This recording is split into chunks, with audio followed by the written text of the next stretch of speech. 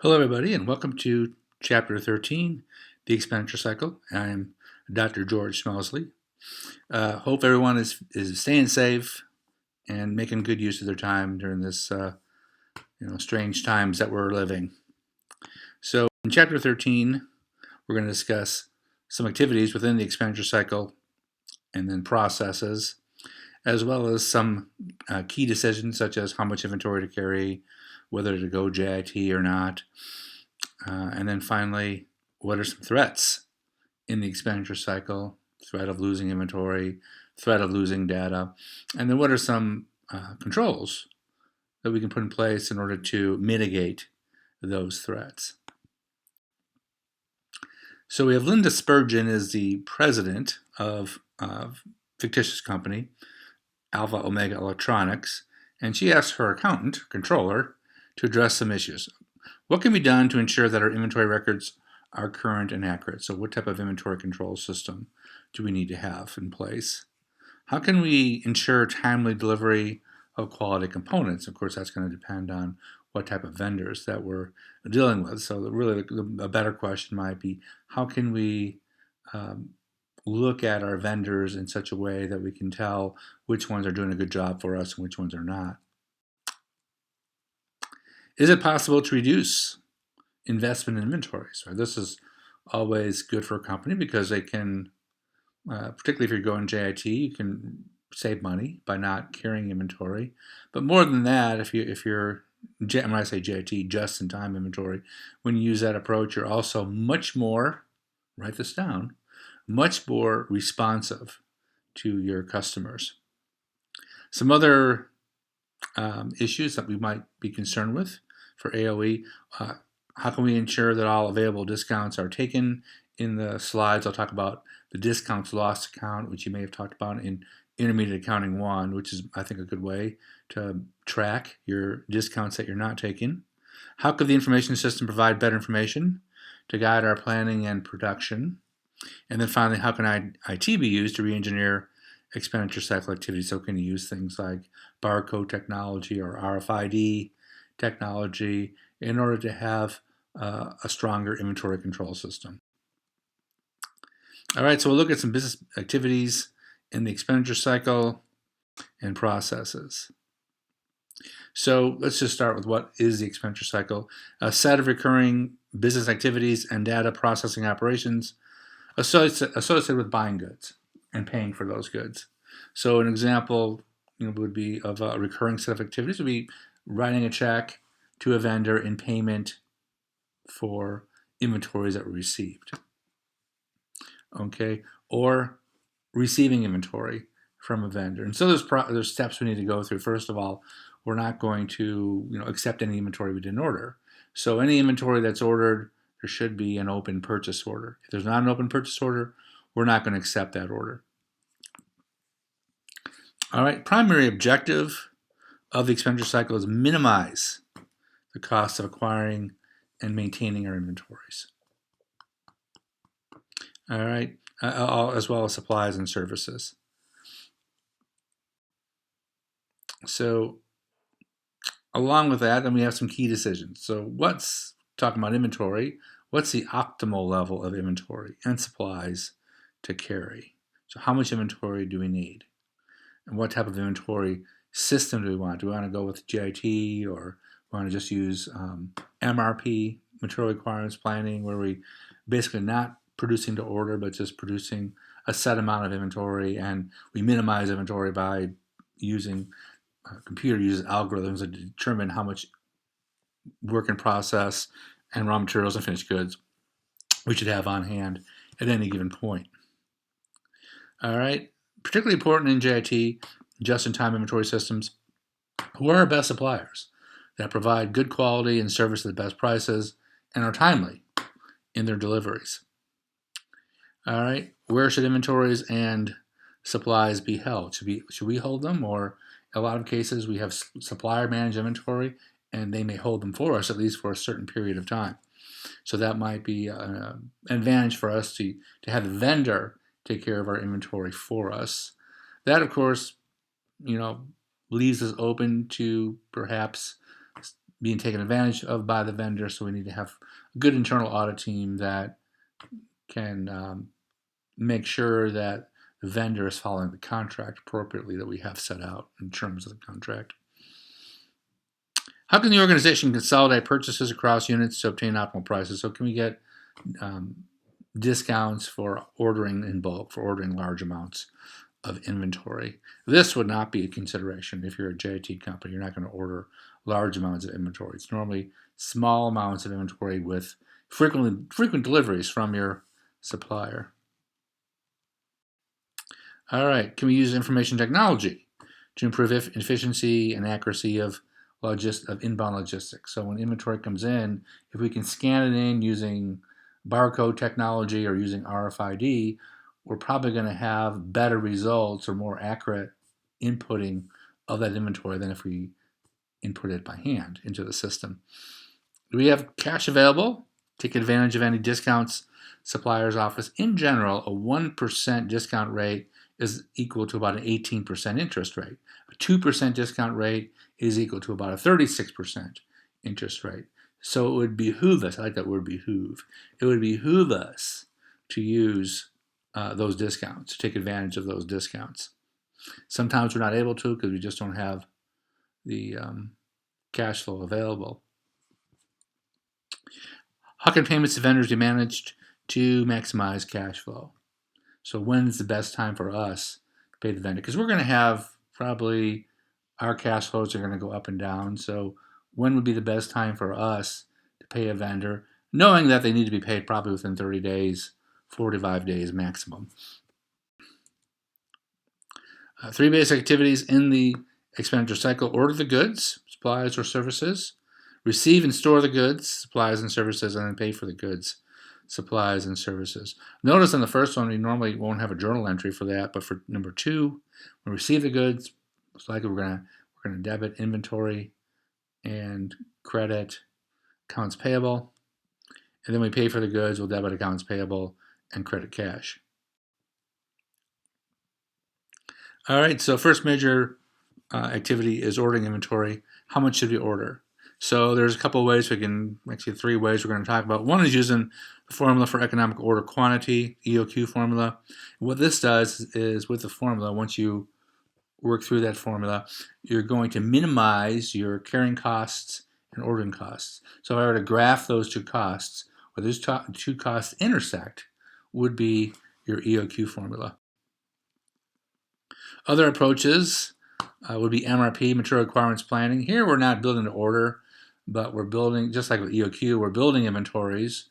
But with the MRP, the computer uses algorithms to determine what would be the optimal amount of finished goods, work in process, and raw materials to have on hand.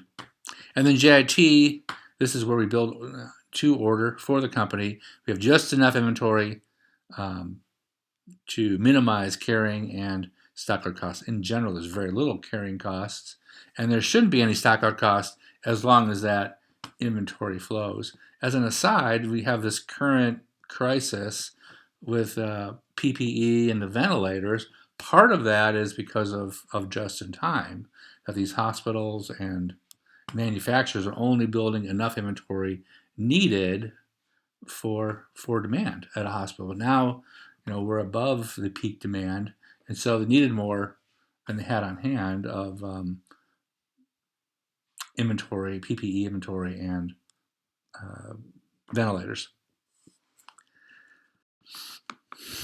All right, major difference between the two, MRP and JRP. MRP systems meet sales needs. They're not built into order. JIT systems generally are built into customer demand and built into order. So with JIT, not only do you have less inventory, but you're probably going to be more responsive to customers, because since we're building to order, we can build to what the customer wants, to the customer's specifications, and we're building it pretty quickly. Normally we're going to measure this, but normally there's a pretty short throughput time for JIT organization. Not for all products, not for an automobile, but for a lot of products, we could have, say, like a computer built to order. You have a pretty short throughput time for that.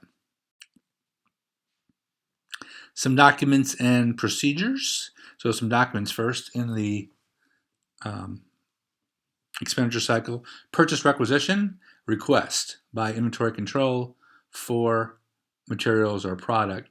So here they might go around the plant and see that we need 5 or 6 different products, and they'll record the who did it, who's the purchase requisition. It's probably going to be someone from inventory control. Item number, item numbers that are needed, delivery location, what plant are we going to deliver this inventory to, date needed, quantity of the material needed, description of the material needed. So all these are things would come from our database, and then we might even suggest a vendor. All right, so a key decision is determine the vendor. Obviously, the price that he charges will be a key determinant. Quality of materials, and then dependability, particularly in JIT. What's the percentage of on time? With JIT, it needs to be 100%. If it's not 100%, then we're probably going to have to shut down our production line. Can't have that. So we need to deal with vendors that are going to be, in a JIT environment anyways, that are going to be very reliable. All right, then the purchase order. Getting back to the purchase requisition, the requisition might have 15 or 20 different inventory items on it, may give way to several purchase orders. So a purchase order is a contract between us and our vendor describing what inventory that we need. Now, if we need 20 different pieces of inventory from that purchase requisition, we probably can't find a vendor that has all 20. So that purchase requisition might lead to 4 or 5 different purchase orders. So the purchase order is requesting the vendor to sell and deliver the product. It is a contract. It's a promise for him to pay, and once it's accepted by the vendor, that would be a contract. Once the vendor says, yeah, I have these in stock, or I can make these for you, then at that point, there is a contract in place. All right, so formally request our vendor to sell and deliver goods at a designated price. If he falls outside of those, if he prices it differently or if the date is different, then he could be violating the terms of that contract. It is a promise to pay. Frequently, as I mentioned, several purchase orders, as I talked about earlier, are generated to fill one requisition, because the requisition might have 10 or 15 products that we can't find from one vendor. All right, second major activity is receiving goods on the loading dock. We're going to receive goods from our vendor. All right, in order to document the quality and quantity of those goods, we prepare a receiving report. So that would show the item number from the database of the inventory received, description of the inventory that's probably going to be in the database, unit of measure, pounds, what have you, and then the count of the quantity received. All right, and then along with that, the count of the inventory received, but then also the quality of the inventory that we should check to see if it was damaged. All right, then we approve vendor invoices for payments. That's our third activity, and that's done by accounts payable. So the accounts payable will approve it. So they'll look at everything. They'll look at who the vendor is. And they might say, okay, is this vendor in the vendor file? Because we don't want to pay someone, we really don't want to deal with someone that is not an approved vendor. If it's an unapproved vendor, there may have been an exception made so that we can pay them, but we want to see the documentation for that exception. All right, so that might be one thing the accounts payable will do. Hey, is this an approved vendor? Okay, and are these amounts reasonable that we ordered of inventory? Are those amounts reasonable? Is the amount that we're paying, is that reasonable? So then they'll go ahead and approve it, and they'll send it over to the cashier. The cashier then is responsible for making payment. All right, so we only want to authorize payment for goods that were received. Was there an open purchase order? And they were ordered and received. So was there an open purchase order, and then were those goods actually received? So the open purchase order should show that it's been closed, and the goods were received. There should be evidence of that on the purchase order, and then there should be additionally a receiving report that documents the condition the goods are received and then the quantity of the goods received, and we can compare the quantity of goods received with the amount on the purchase order. Maybe some of the goods weren't received because they're still in transit, or maybe some were back ordered, and so we'll have to note that. We're only going to pay for what we received.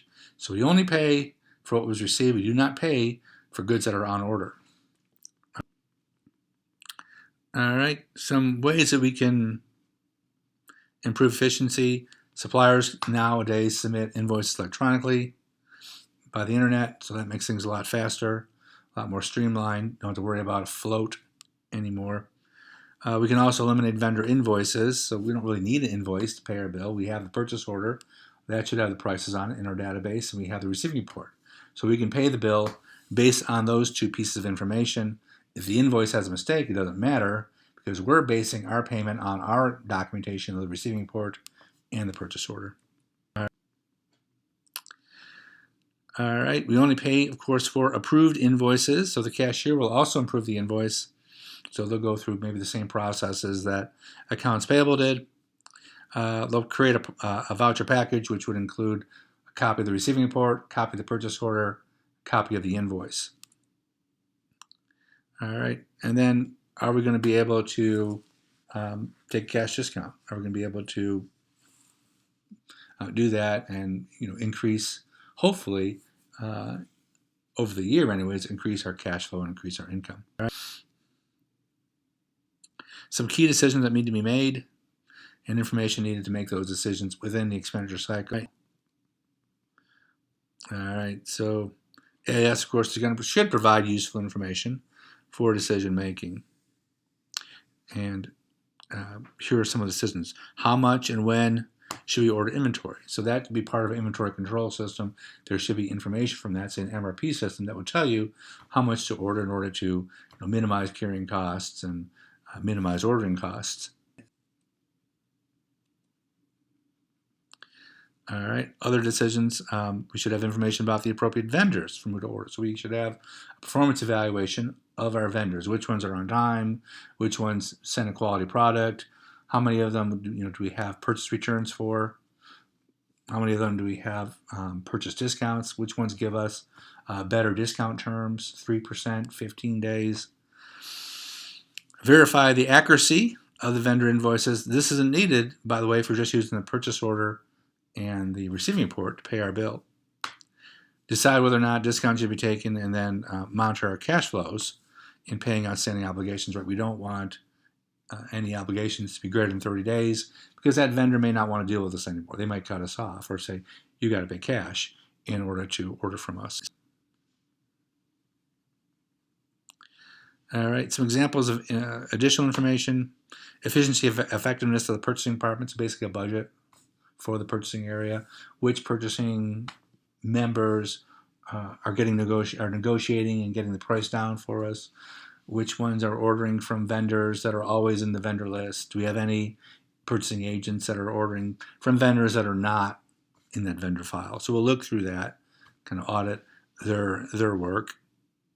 We'll analyze vendor performance, on-time delivery, quality, a number of times that we had to send the goods back, number of times that they were late. Time taken to move from the receiving dock into production. How fast does that take? We can measure that pretty easily with automation. And then percentage of purchase discounts taken. So a discounts loss account, which you may have learned about in Intermediate Accounting 1, the discounts loss account tells us how many discounts we're not taking during the year. So that can act as a performance evaluation for us. So, some threats in the cycle, and we evaluate the adequacy of the control. So we have controls that hopefully will mitigate those threats. All right, so before we talk about threats, we need to remember that we have some objectives. Transactions are authorized, recorded transactions are valid, valid authorized transactions are recorded, and transactions are recorded accurately. Assets, cash, inventory, and data are safeguarded from loss or theft. Business activities are performed efficiently and effectively. All right, let's talk about some threats. Stockouts, so not having enough inventory. Here, we're not going to be very responsive to our customers if we don't have their inventory in stock. They may not want us to do a back order, so we don't have time for that, and they move on to a different vendor. Purchasing too many or unnecessary goods, of course, that would cause pressure for us on our cash flows. That would put pressure on our cash flows. It would reduce the amount of available cash flow that we have if we order too much inventory. If we have too much cash in our inventory. Purchasing goods at inflated prices, so use catalogs and use price lists and negotiate with vendors wherever possible. Purchasing goods of inferior quality, we might see that on the loading dock, but sometimes you see that on a production line. It's too late. When you have inferior quality, inputs and raw materials, you end up with an inferior quality product. Purchasing from unauthorized vendors, remember we don't want to do that. That all the vendors should be in the vendor file. There needs to be a good reason that we're dealing with someone that's not in the vendor file.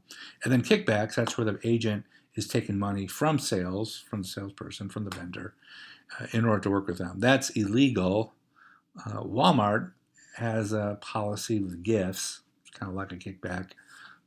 It's kind of a legal gift back, I guess, a legal kickback, but Walmart has a policy where you cannot take any gifts. And so they give you a fruitcake at Christmas, you have to give it back. So you sign a contract when you work for Walmart that you will not take any gifts of any value from any of the vendors. And it makes sense because if someone has to pay for those, it's probably going to be customer, not the vendor, that's paying for the quote-unquote of gifts.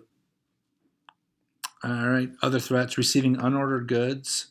So as I mentioned earlier, there must be an open purchase order for us to receive the goods. Errors in counting goods, so we'll use RFID or barcode technology in order to have better inputs into the system, more accurate inputs into the systems. Theft of inventory, so have cameras in place, hire people that are honest, separate functions.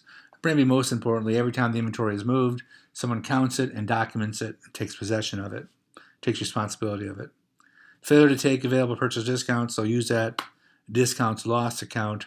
Errors in recording and posting purchase and payments, so have good input controls and be able to compare, say, the purchase order with the receiving report. And those should be equal. And then any loss of data, so have backup of data, and then protect your data by using user IDs, passwords, control access to that data in an appropriate way by using passwords and user IDs. Some control procedures, so have a good, strong inventory control system so that you can compare the amount in the inventory system with the inventory physically. So the amount in the books is the same as the physical inventory. So the inventory control system, if it has RFID or barcode technology as part of it, that's going to make it a stronger system for us. Vendor performance analysis, so we'll look at vendors and see whether or not they're doing what they're supposed to for us. Are they on time? Is their product of high quality? Or are there a lot of returns and they're late with their deliveries? Approved requisitions. So every requisition that's requested by inventory control should be approved by management. Access to blank purchase requisitions. We don't want anyone having those because they can just order stuff, right? I got a blank requisition. Oh, I want 50 laser printers, which I'll sell in my supply shop. And so they order those and steal those. So we want to restrict access to those. Those are on the computer, so user ID passwords can restrict access. Use price lists, usually that's used for supplies, and then have good budgets. All right, so use approved vendors, have approved purchase orders. So management should approve purchase orders. Normally it's maybe a certain dollar amount over $200 that management has to approve purchase orders. Maybe a couple managers have to approve very large purchase orders or do bidding for those.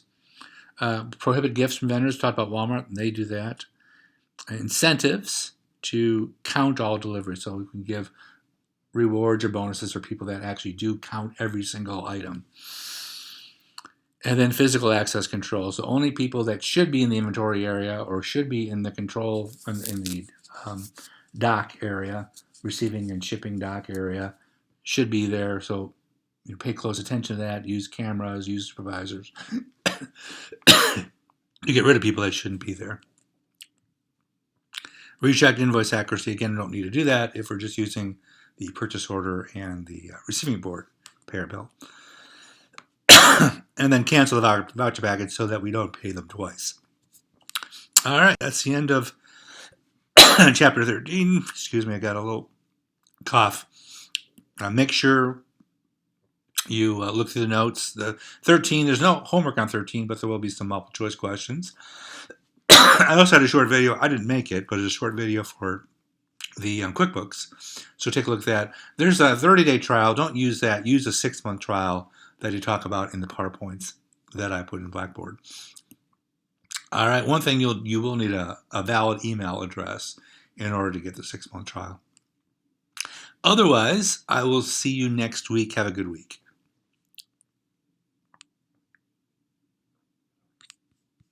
Do we accept that delivery? We're only going to accept the delivery if there's an open purchase order. So a purchase order has to have been created. It has to be open. In other words, the goods haven't been sent yet. If it's closed purchase order, the goods were already sent yesterday, and then maybe by mistake they sent the goods twice, we're going to send that truck back. We're not going to accept the goods. So we only accept the goods if there's an open purchase order. And then once the goods are accepted, we're going to verify their quantity and quality. So we find a box of let's say, wine, case of wine, and they were damaged in transit. We're not going to accept that case of wine, and we're going to call them up, and they're probably going to, normally they would just give us credit for that case of wine.